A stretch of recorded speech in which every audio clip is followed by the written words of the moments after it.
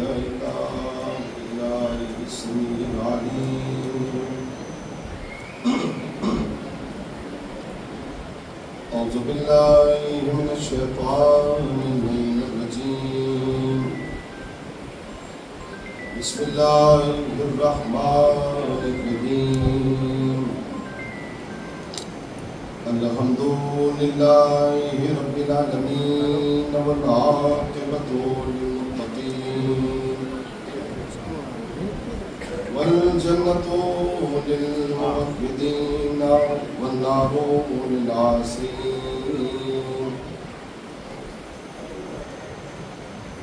ثم الصلاة والسلام والتحية والإكرام على الرسول المسدد والمصطفى الأمجد أبي القاسم المصطفى محمد. اللهم صل على محمد وآل محمد وأهل بيته الطيبين الطاهرين المعصومين المظلومين. ولعنة الدائمة الباقية على أعدائهم وقتلتهم ومنكري فضائلهم أجمعين.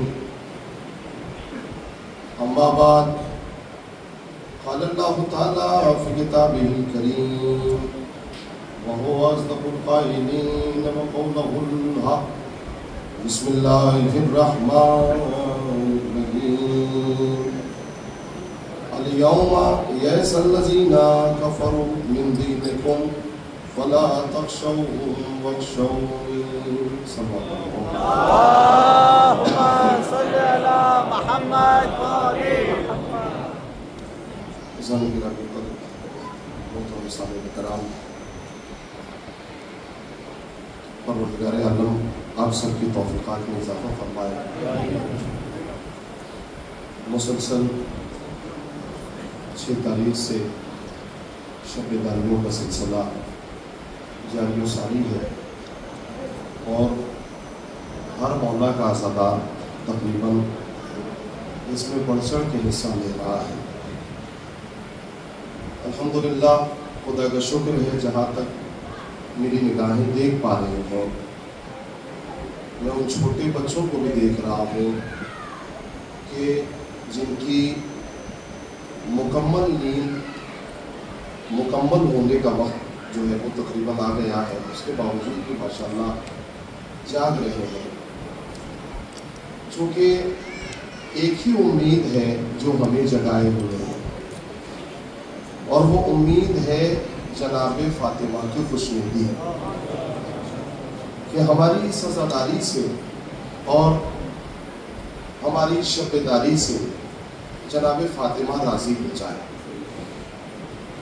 خدا کا شکر ہے کہ ہم ایسی ذوات مقدسہ سے جڑے ہوئے ہیں کہ وہ خود بھی طیب و طاہر ہیں اور ہمیں بھی طیب و طاہر بنا دیتے ہیں.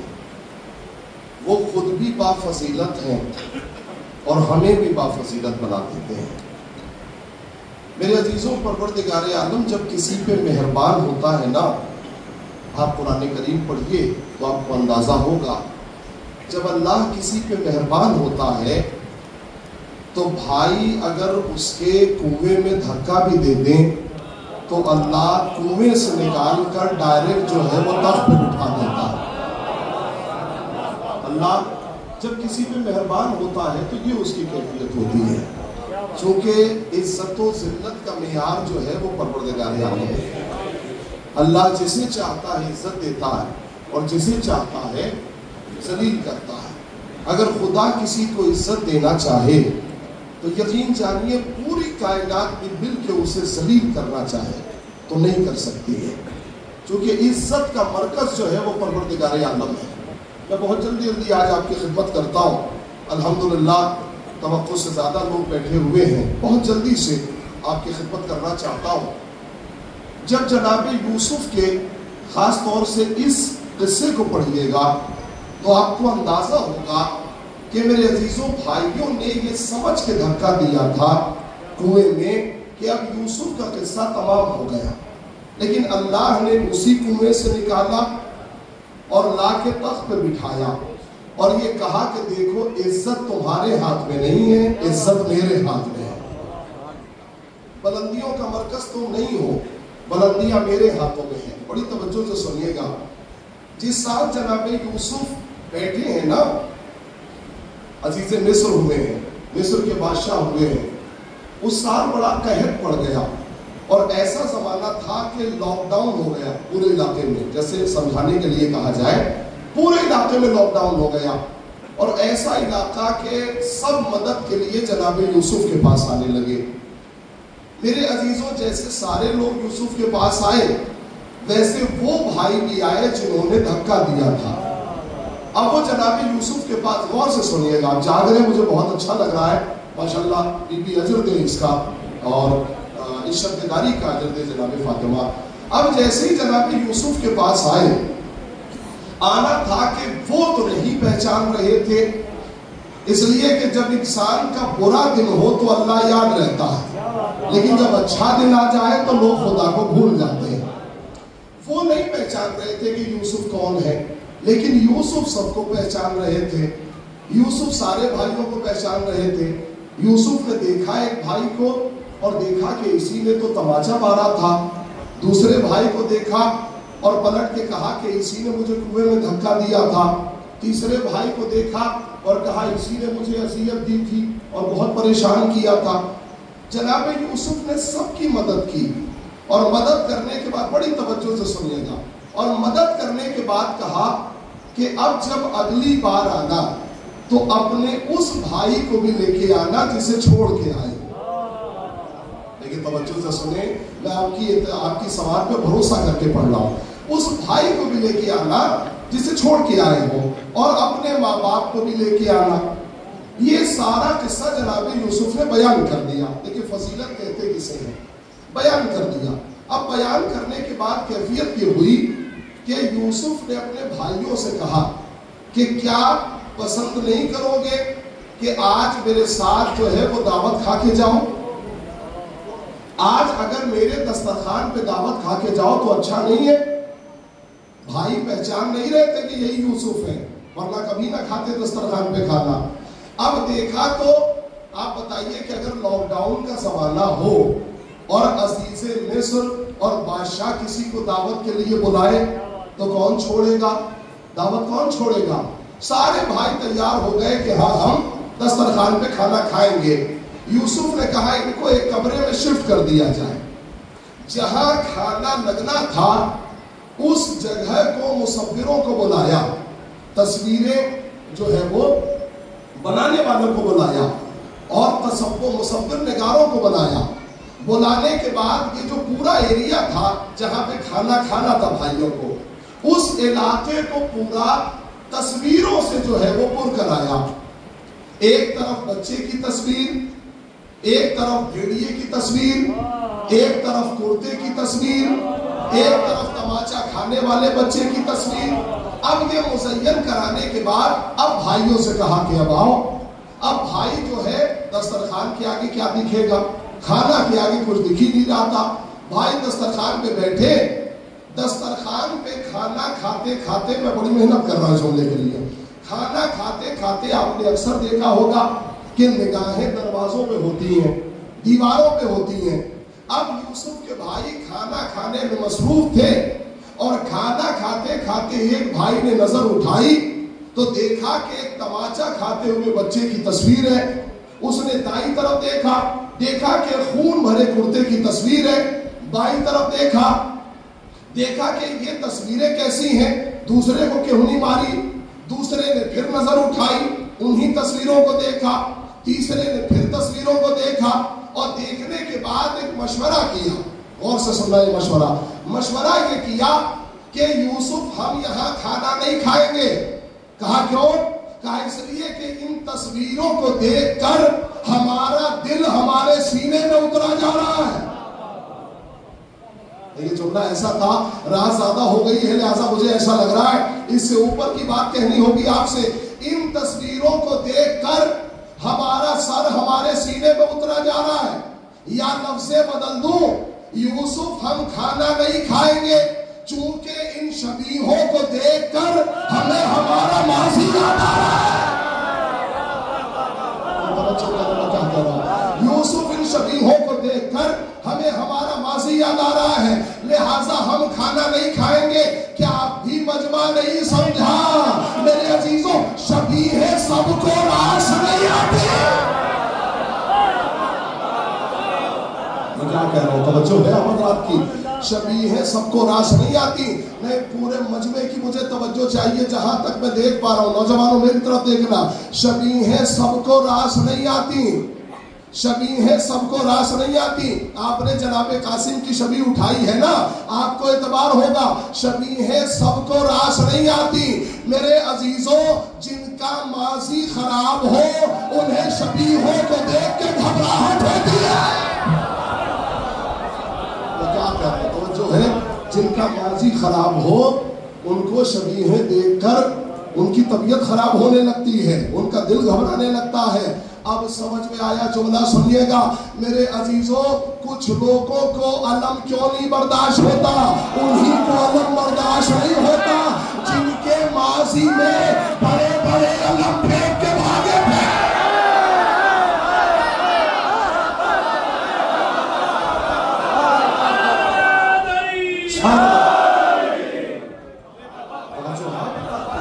इसका मतलब है शबीहें सबको बर्दाश्त नहीं होती। शबीहें उसी को बर्दाश्त होती हैं जिसका माजी अच्छा हो। शबीहें उन्हीं को बर्दाश्त होती हैं जिसका माजी अच्छा हो। खुदा का शुक्र है मेरे अजीजों, हमारा माजी संभाला था अइम्मा ने। जुमला बहुत बड़ा कहने जा रहा हूं, सुनिएगा। हमारा माजी संभाला था अइम्मा ने, हमारा मुस्तकबिल संभाला है मराजे कराम ने। मुस्तकबिल संभाला किसने? मराजे कराम ने। और इस ताकत को टूटने मत दीजिएगा, इस ताकत को टूटने मत दीजिएगा। चूंकि मेरे अजीजों बहुत से बहरूपिये टहल रहे हैं और ये तलाश कर रहे हैं कि शीयत को तोड़ा जाए, शीयत को खराब किया जाए, इसलिए कि वो समझ रहे हैं शिया अगर टूटेंगे तो मर्जा के टूटने से, जब तक मर्जा ना टूटे तब तक जो है वो शिया नहीं टूट सकता। मेरे अजीजों, क्योंकि बात शबी की है और आज जनाबे कासिम का जिक्र था, आपने मुकम्मल पूरी रात जनाबे कासिम का जिक्र किया। मैं चाहता हूं कि जनाबे कासिम के जिक्र को बढ़ाने के लिए एक ऐसे इमाम का जिक्र आपकी खिदमत में करूं, जो कि देखिए फजीलतें यूं ही नहीं किसी को मिलती। फजीलतें अल्लाह उसी को देता है कि जिसका माजी अच्छा हो, जिसका माजी बेहतर हो, उसी को फजीलत देता है। लिखा हुआ है कि जैसे ही मदीने में माविया पहुंचा और यजीद की वली अहदी के लिए लोगों से गुजारिश कर रहा था, नहीं शायद मैंने लफ्जों को बचा लिया, सिर्फ गुजारिश नहीं कर रहा था, हुकूमत के दहाने खोल रखे थे, पैसे बांट रहा था, दिरहम और दीनार तकसीम कर रहा था और इतने पैसे बांट रहा था कि मदीने वालों की भीड़ थी, मक्के वालों की भीड़ थी, हिजाज वालों की भीड़ थी, सब जो है वो खरीदे जा रहे थे। बड़ी तवज्जो से सुनिएगा, सब के सब खरीदे जा रहे थे। इतने में माविया ने कहा कि सब तो चले आए, हसन मुस्तफा नहीं आए, हसन मुस्तफा दिखाई नहीं दे रहे हैं। उसने कहा कि हसन मुस्तफा को बुला के लाओ। इमाम हसन मुस्तफा के आते आते दिन ढल गया, सूरज गुरूब हो गया। अब जैसे ही हसन मुस्तफा आए तो आने के बाद खुद अमीर शाम मुखातब हुआ और मुखातब होके कहता है हसन मुस्तफा आने में इसलिए ताखीर की है कि ये सारा खजाना दिन में खत्म हो जाए और मेरी बेइज्जती हो जाए। हसन मुस्तफा तुम्हें पता नहीं है, अनबनो हिंदिन, मैं हिंद का बेटा हूं। ये कौन कह रहा है? इसने कहा माविया ने, अनबनो हिंदिन, मैं हिंद का बेटा हूं। एक जुमला और साथ में कहा माविया ने, कहता है कि तुम्हें खबर नहीं है, अना खैरुम मिनका, मैं तुमसे अच्छा हूं, मैं तुमसे बेहतर हूं। इंशाअल्लाह इस जुमले पे नींद उड़ जाएगी आपकी। मैं तुमसे बेहतर हूं। जुमला सुनिएगा मेरे अजीजों, इमाम हसन मुस्तफा अब तक खामोश थे। जैसे ही उसने कहा कि मैं तुमसे अच्छा हूं तो इमाम हसन मुस्तफा कहते हैं कि तू और मुझसे अच्छा, तू और मुझसे बेहतर, ये इम्कान ही नहीं है। جملہ سنیے گا، تو اور مجھ سے اچھا ہو جائے یہ ممکن ہی نہیں ہے۔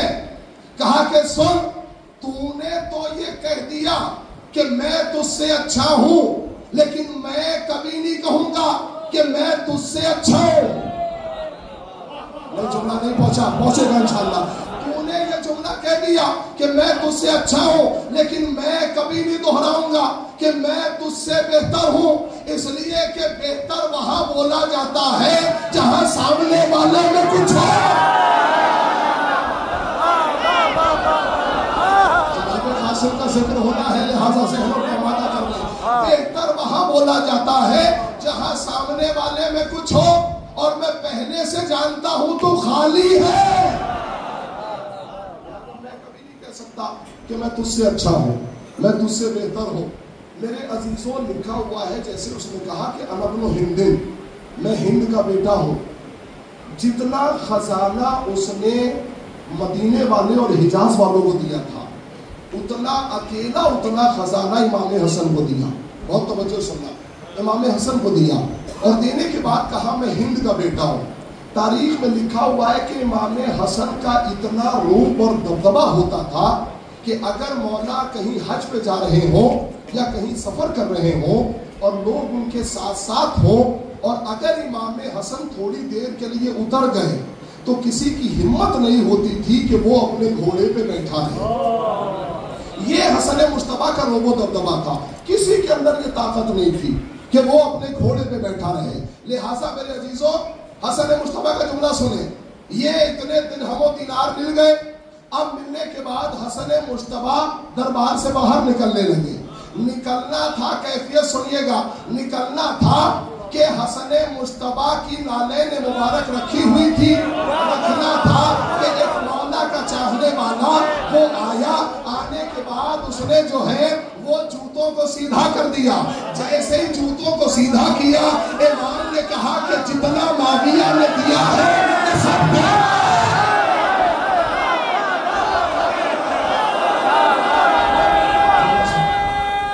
سارے مومن ملتے ہیں۔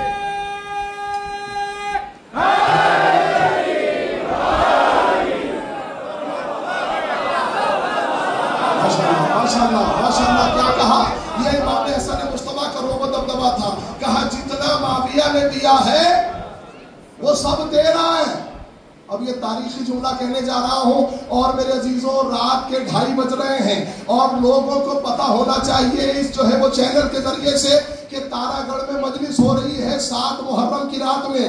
جملہ سنیے گا، حسن مصطفیٰ نے ساری دولت جوتا سیدھا کرنے والے کو دے دیا، اور دینے کے بعد معاویہ کی طرف مخاطب ہوئے اور مخاطب ہو کے تاریخی جملہ کہا تو ہند کا بیٹا ہے، میں فاطمہ کو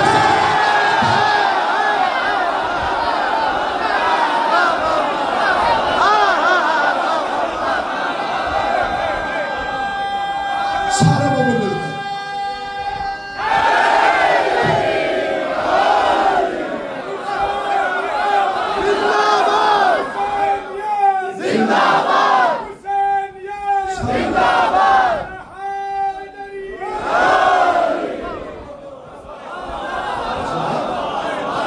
کہا تو ہند کا بیٹا ہے، یاد رکھنا انا ابن فاطمۃ الزہرا، میں فاطمۃ الزہرا کا بیٹا ہوں۔ ملاحظہ فرمایا آپ نے میرے عزیزوں، مستقل معاویہ جو ہے وہ مخالفتیں کر رہا تھا، صلح کی مستقل مخالفتیں کر رہا تھا۔ 2-4 منٹ سے زیادہ کا بیان نہیں ہے، لیکن وزن میں آ جائیے گا انشاءاللہ۔ کہا کہ مستقل جو ہے مخالفت کر رہا تھا، اور مخالفت کرتے کرتے اتنا وعدہ ہو گیا کہ قرآن کی مخالفت، احادیث کی مخالفت، میرے عزیزوں اہل بیت کی مخالفت، یہاں تک کہ یہ طے تھا کہ تیرے بعد یزید یہاں نہیں بیٹھے گا، اس کی مخالفت۔ جب امام حسن نے سنا کہ مسلسل مخالفت کر رہا ہے تو امام نے شام جانے کا ارادہ کیا اور کہا کہ میں اکیلا جاؤں گا۔ کس کے دربار میں؟ معاویہ کے دربار میں، میں اکیلا جاؤں گا۔ امام کے غلام نے کہا مولا مجھے بھی ساتھ لے لیجئے، میں آپ کے ساتھ چلتا ہوں۔ تو امام کا غلام اور امام، یہ 2 آدمی جو ہے وہ تیار ہوئے شام جانے کے لیے۔ دیکھیے جب امام میں اتنی جرت ہے تو تو امام کے چاہنے والوں میں کتنی ضرورت ہونی چاہیے، ہے نا؟ اکیلے امام تیار ہوئے اور کیفیت میں آئیے گا ذرا، امام تیار ہونے کے بعد ادھر معاویہ کو پتا چلا، آخری فرد تک توجہ چاہ رہا ہوں، معاویہ کو پتا چلا حسن مجتبی آ رہے ہیں شام کی طرف۔ جیسے ہی پتا چلا تو اس نے لوگوں کو تیار کیا، اور تیار کرنے کے بعد کہا کہ سفر کے تھکے ہوں گے حسن مجتبی، جیسے ہی آ کے بیٹھے تم بولنے بھی مت دینا، اور ایک پروپیگنڈا جو ہے وہ پورا حسن مجتبی کے خلاف، اور کہا جیسے ہی آ کے بیٹھے تو کہنا شروع کر دینا کہ یہ لوگ غریب لوگ ہیں، پھٹے پرانے کپڑے پہنتے ہیں، ان کے پاپا جو ہے وہ باغ میں مزدوری کرتے تھے، ان ساری باتوں کو تیار کر دیا۔ جیسے ہی حسن مجتبی آئے، بھرپور توجہ، میں نے کہا جملہ سنیے گا، جیسے ہی حسن مجتبی آئے اس نے کہنا شروع کر دیا، کہا کہ آپ کے بابا غریبوں کے ساتھ بیٹھتے تھے، آپ کے پاس زمینیں کم تھیں، یہودی کے بعد میں مزدوری کیا کرتے تھے، یعنی ایسی ایک تصویر حسن مجتبی کی کھینچ دی جیسے غریبوں کی ہوتی ہے۔ حسن مجتبی کو میرے عزیزوں جلال آیا، اور آنے کے بعد کہا کہ معاویہ ان 2 درہموں پہ بکنے والوں کو میرے خلاف تیار کر رہا ہے۔ ان 2 درہموں پہ بکنے والوں کو میرے خلاف تیار کر رہا ہے۔ ان کی حیثیت ہے اگر میں چاہوں تو جناب آدم سے لے کے اپنے بابا تک کا شجرہ، جناب حوا سے لے کے اپنی ماں تک کا شجرہ، تاریخی جملہ ہے، تاریخی جملہ ہے، اگر میں چاہوں تو اپنے بابا سے لے کے جناب آدم تک کا شجرہ، اپنی ماں سے لے کر جناب حوا تک کا شجرہ، میں یہاں پر ببانگ دہل کہہ سکتا ہوں، سب سے کہہ سکتا ہوں، اگر ان میں طاقت ہے تو یہ آہستہ سے آ کر میرے کان میں اپنا شجرہ بتا دے۔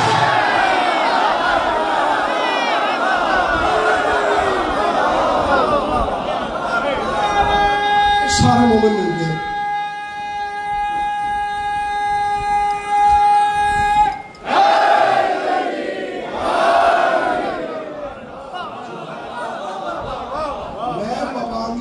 کہہ رہا ہوں یہ آہستہ سے اپنے باپ کا شجرہ میرے کان میں بتا دے آخر، اگر ان کے پاس اتنی ضرورت ہے نا۔ حسن مجتبی کو جلال آیا، کہا کہ تم میرے بابا کے بارے میں ایسی باتیں کر رہے ہو، تمہیں پتا ہے، جملہ سنیے، بہت بڑا جملہ کہہ رہا ہوں، تمہیں پتا ہے اگر میں چاہوں تو یہاں کھڑا رہ کر سالوں سال اپنے بابا کے فضائل پڑھ سکتا ہوں، سالوں سال اپنے بابا کے فضائل پڑھ سکتا ہوں، تم مجھے للکار رہے ہو؟ اگر میں چاہوں تو شام کو عراق بنا دوں، اگر میں چاہوں تو عراق کو شام بنا دوں، جملہ سنیے، اگر میں چاہوں تو شام کو عراق بناؤ، عراق کو شام بناؤ، اگر میں چاہوں تو مرد کو عورت بناؤ،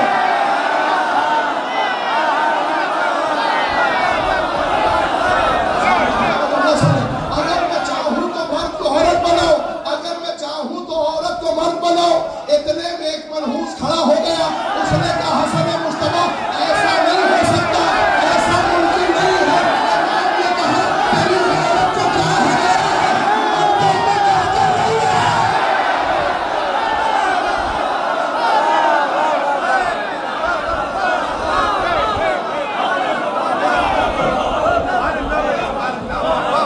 امام نے کہا آپ دیکھ رہے ہیں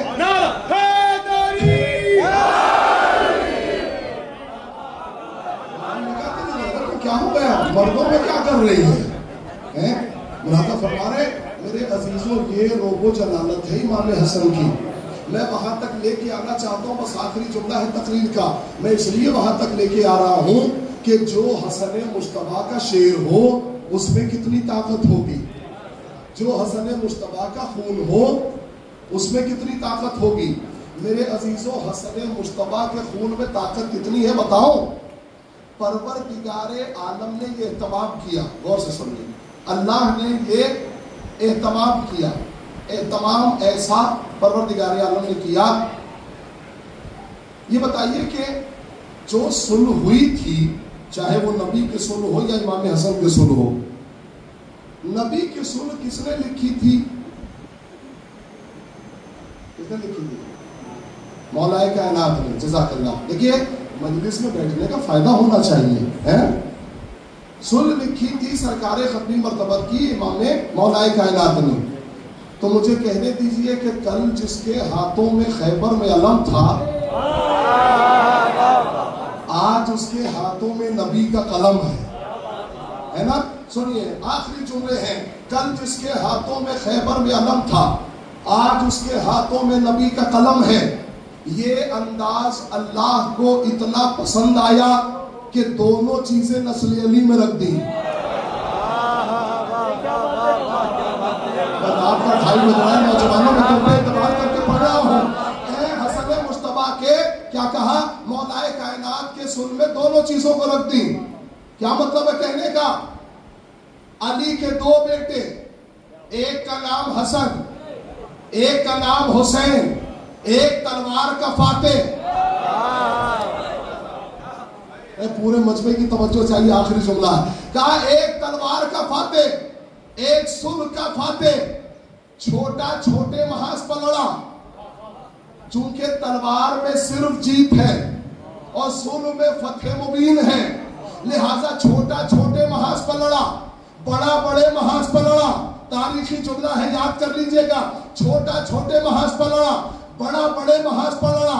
امام حسین نے یزید کو شکست دی, یزید کو فتح کیا, لیکن حسن مجتبیٰ نے یزید کو شکست نہیں دی بلکہ یزید کے باپ کو شکست دی. یہ حسن مجتبیٰ کا روح و جمال ہے. میرے عزیزوں, اب آپ اندازہ کر رہے ہیں کہ جو حسن مجتبیٰ کا خون ہو اس میں کتنی طاقت ہوگی. حسن مجتبیٰ کے خون کی کیا کیفیت ہوگی. میرے عزیزوں, اگر میں 90 سال کے آدمی سے پوچھوں کہ موت کا مزہ کیا ہے, بہت توجہ سے سنیے گا کہ 90 سال کے آدمی سے پوچھوں کہ موت ہوتی کیسی ہے, تو وہ بیچارہ ساری زندگی تو گزار چکا ہے.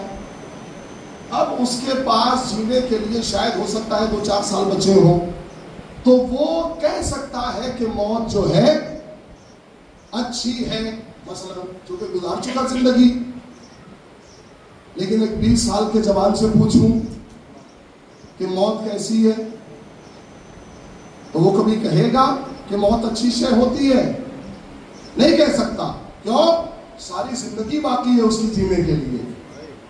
لیکن میری جانیں قربان ہو جناب قاسم پر. توجہ توجہ توجہ, جناب قاسم کے اوپر. میرے عزیزوں, جب مولا امام حسین نے پوچھا بیٹا تیرے نزدیک موت کیسی ہے, میں مقتل سے فضائل نکال رہا ہوں, بیٹا موت تیرے نزدیک کیسی ہے, جناب قاسم نے کیا کہا؟ احلی من العسل, شہد سے زیادہ میٹھی ہے, شہد سے زیادہ شیریں ہے. خدا کی قسم پوری دنیا کو موت کا مزہ نہ پتا چلتا. توجہ کریں میں کیا کہہ رہا ہوں. پوری دنیا کو موت کا مزہ نہ پتا چلتا اگر اس 13 برس کے بچے نے نہ بتایا ہوتا کہ موت ہوتی کیسی ہے. موت شہد سے زیادہ شیریں ہے, شہد سے زیادہ شیریں ہے. ایسے نہیں, میں نے کہا نا, آپ جس کے لیے جاگ رہے ہیں آج مکمل طور پر, ایک پرسہ امام حسین کو دینا ہے اور ایک پرسہ امام حسن کو دینا ہے, چونکہ امام حسن کا لال ہے.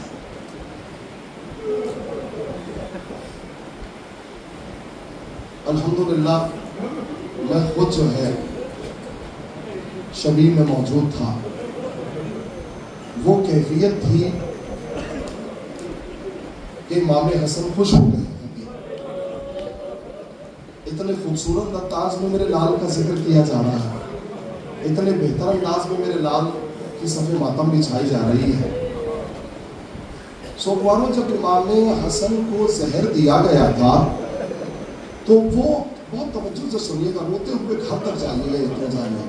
امام حسن کو جب زہر دیا گیا تو لکھا ہوا ہے تاریخ میں کہ حسن مصطفیٰ خون کی الٹیاں کر رہے تھے, خون ابل رہے تھے منہ سے. اور تاریخ میں لکھا ہوا ہے کہ کبھی کبھی جگر کا ٹکڑا جگر سے الگ ہو کے تشت میں گر جاتا تھا۔ میرے عزیزوں، یہ جب کیفیت ام فروا نے دیکھی تو جلدی جلدی جو ہے وہ خون والے تشت کو اٹھا کے جلدی سے اندر کر دیا۔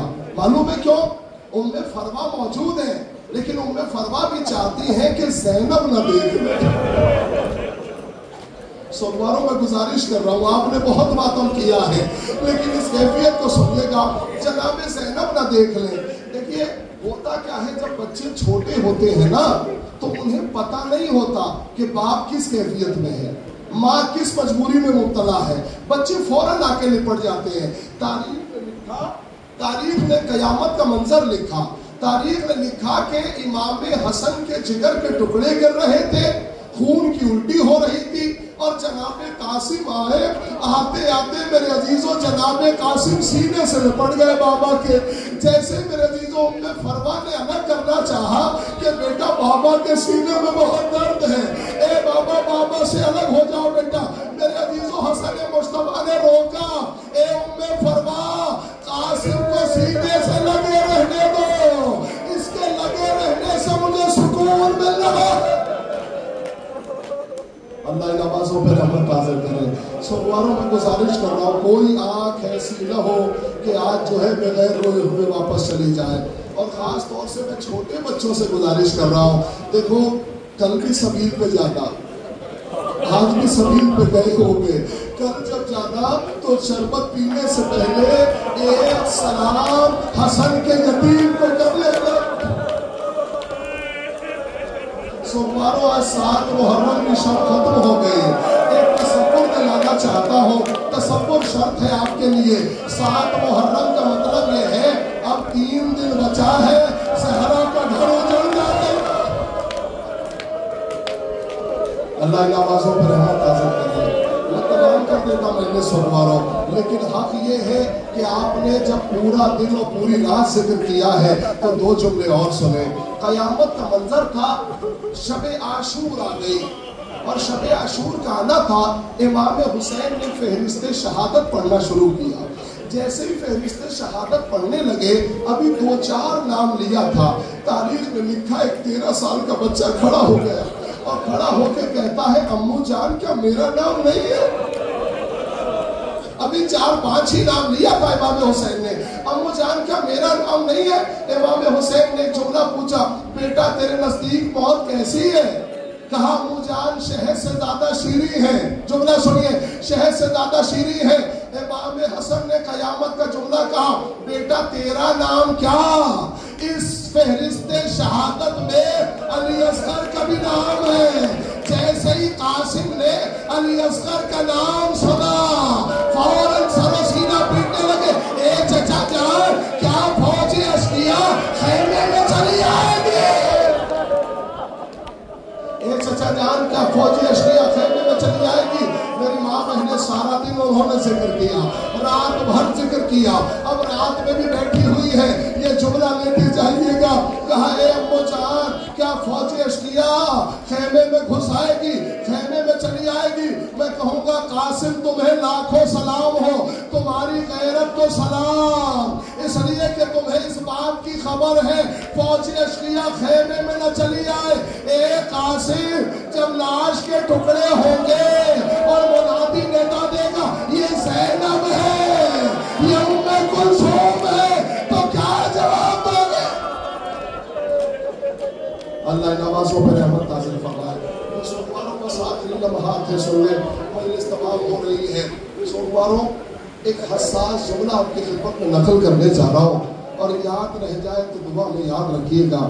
دیکھیے بیوہ عورتوں کو، اور خاص طور سے جب ان کا یتیم بچہ ان کے سامنے روتا ہے نا تو برداشت نہیں کر پاتے۔ اگر کوئی یتیم بچہ بیوہ عورت کے سامنے روئے تو برداشت نہیں کر پاتے۔ جیسے ہی عاشور کا دن نکلا نا، قیامت کا دن تھا، لکھا ہوا ہے مقتل میں جناب قاسم کئی بار چلے گئے اجازت لینے کے لیے، اور جب اجازت نہیں ملی تو तो जनाब कासिम जो है खैमे के बाहर इन दोनों पैरों के दरमियान सर को झुका के रोने लगे। अब मेरा चीजों जैसे ही रोने लगे ना, उम्मे फरवा आई, आने के बाद का बेटा क्यों रो रहे हो? रोना बर्दाश्त नहीं हुआ जनाब कासिम का, क्यों रो रहे हो? कहा मादर गिरामी मैं बार बार जाता हूँ लेकिन अम्मू जान मरने की इजाजत नहीं देते और एक ही जुमला बार बार कहते हैं, तुम मेरे मरहूम भाई की निशानी हो, तुम मेरे मरहूम भाई की निशानी हो। सुरवारों जनाब कासिम को याद आया कि बाबा ने आखिरी वक्त जो है बाजू पे तावीज बांधा था। आज सारे अज़ादारों ने तावीज बांधा हुआ है ना अपने बाजू पर। ये जुमला सुने कैसे इसका जो है वो रिवाज चला। जनाब कासिम के बाजू पर तावीज बंधा था, कासिम ने उस तावीज को खोला, खुद वो जुमला पढ़ा, कयामत का जुमला लिखा था इमाम हुसैन ने, लिखा है मेरे लाल, जब मेरा भाई हुसैन फौजे आदा में घिरा हो, भूखा प्यासा हो, यको तन्हा हो, तो तुम जान कुर्बान करने से पीछे मत हटना। जैसे ये जुमला पढ़ा कासिम बड़े खुश हो गए और खुश होने के बाद इमाम हुसैन के पास आए, तावीज दिखाई, हसन मुस्तफा की तावीज। हुसैन ने तावीज देखी, देखने के बाद आंखों से लगाया, मक्तल का जुमला है, बहुत गिरिया कीजिएगा, मक्तल का जुमला है। तावीज देखने के बाद हुसैन ऐसे रोए जैसे बच्चे रोते हैं। तावीज को दिखाया, हुसैन ने ऐसे गिरिया किया जैसे बच्चे रोया करते हैं। रोते रोते मेरे अजीजों भतीजे से इतना गले मिलके रोए कि मक्तल ने लिखा दोनों बेहोश होके गिर गए। एक तरफ हुसैन बेहोश, एक तरफ कासिम बेहोश, लेकिन ज़ैनब होश में लाए तो कैसे? होश में लाने के लिए पानी छिड़का जाता है, लेकिन है ज़ैनब की बेकसी, एक कतरा पानी ना हो। सुनवारो आप गिरिया कर रहे हैं मुझे पता है, लेकिन मुझे नहीं मालूम उम्मे फरवा के साथ को देख रही हैं, कौन मेरे लाल का मातम कर रहा है। देखिए मुस्तकिल रोना बड़ा मुश्किल काम है, मुस्तकिल रोना बहुत मुश्किल काम है, कोई मुस्तकिल रो नहीं पाता। एक सवाल पूछूं आपसे, आपने इतना सेहरा जो है जरी पे क्यों चढ़ाया? सोच लो अच्छी तरह, सोच के बता, इतना सेहरा जरी पे क्यों चढ़ाया? मालूम है ये क्यों चढ़ाया जाता है? जनाब कासिम को जब जनाब अब्बास जरा पहनाने लगे ना, तो कोई जरा आई नहीं जनाब कासिम को। जब जरा नहीं आई ना, तो जनाब कासिम ने कहा अम्मू जान मुझे ऐसे ही जाने थे। पता है जरा क्यों पहनाई जाती है? ताकि तलवार का बार न लगने पाए, लहसा न लगने पाए। लेकिन कयामत का जुमला जैसे ही कासिम पर हमला हुआ ना, जरा तो थी नहीं, घोड़े चले हैं और सबसे पहले कासिम के हाथ ही जुदा हो गए। अल्लाह नवाजों पर रहमत नाज़िल फरमाए। मैंने मजलिस तमाम कर दी सोमवारों, सबसे पहले कासिम के हाथों पे मेरे अजीजों घोड़े दौड़े। अब जब घोड़ों का दौड़ना था, हुसैन ने सबसे पहले हाथों को जोड़ा, ए मेरे लाल मैं क्या करूं? मैं तुझे बचाना तो चाहता था लेकिन नहीं बचा पाया। मेरे अजीजों अब्बा का दामन उठाया और लाश के